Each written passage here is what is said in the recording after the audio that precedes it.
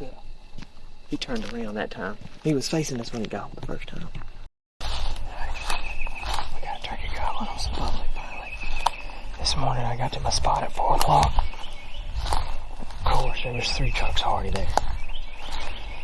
So I went to a block where me and a buddy got on a bird yesterday. About 10. And he's gobbling in here again. And he's slip on in there to him. Pretty good ways away. I have to go.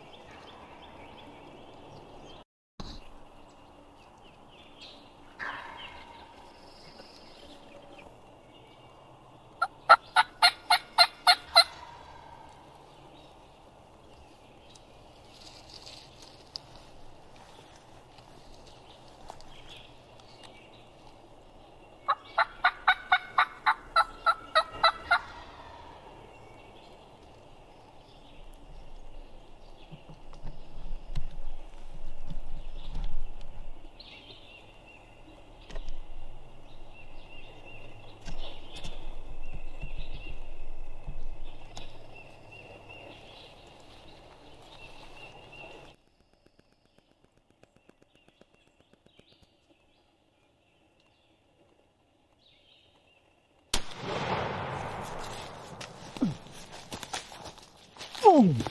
Freaking boom, baby. Freaking boom, baby. Yeah!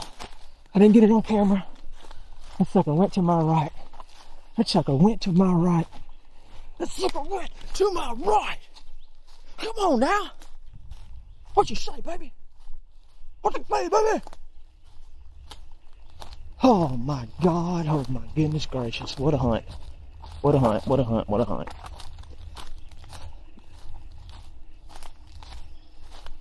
What a freaking hunt, man.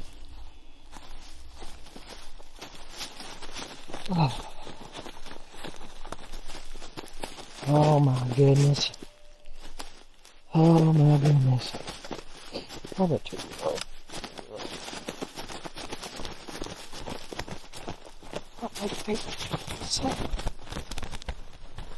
Oh no. Oh no. Sonny boy. Holy daggers. Holy daggers. You're talking about shaking up, son. And look at this. Look at this. Look. Hey boy, you got to stay on the public. If you just do what the law says, that sucker will come right in here to you. Man, I have no idea how I got him through all that crap. It's thick. There's a wet bottom down there. And he's gobbling on this ridge, and I knew he was right there on the point. And I couldn't go across because it's private on that side. Well, these loggers over here kept him gobbling all day. I hit him a few times, but let me grab him and let me go sit down here for a minute. Hold on 1 second.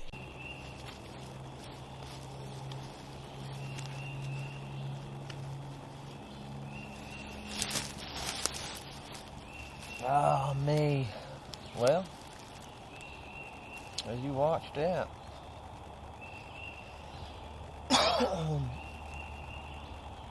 so like this morning, I get beat to my original spot where we roosted last night, and turn my ears down,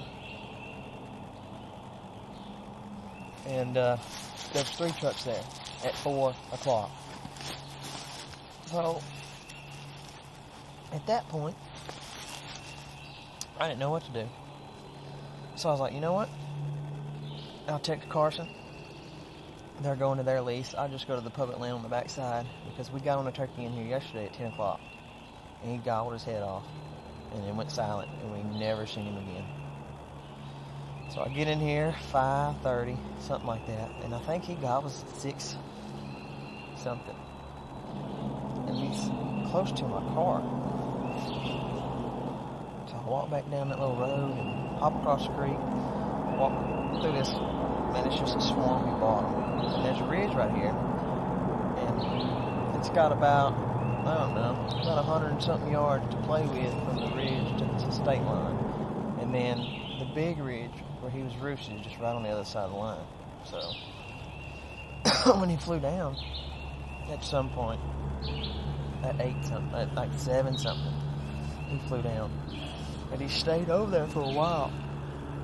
He was just strutting and gobbling over there, and I called to him quite a bit. I mean, he gobbled at everything. There wasn't no hens in here. He gobbled at the loggers across the road. He gobbled at the crows.